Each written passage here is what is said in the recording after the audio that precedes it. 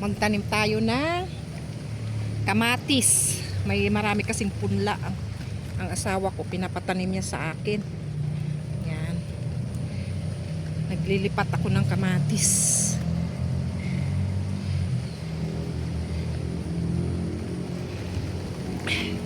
Marami pa doon. Yan. Hinukay ko to kaninang umaga, ni ready ko na. Kumuha pa tayo ulit. Ito pa.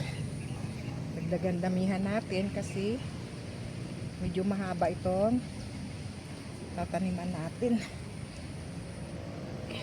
Yan.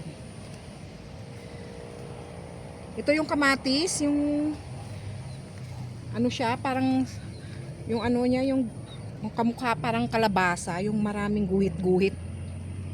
Ito yun.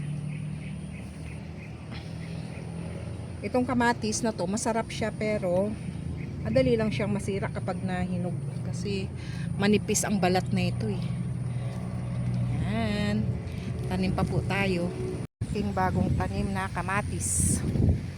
Sana mabuhay. Hindi ko na siya lalagyan ng takip kasi hapon naman na. Yan. Bukas na lang siguro ng umaga lalagyan ko. Yan na, sana mo. Ito na yung tanim kong sibuyas, nabuhay, yung iba namatay.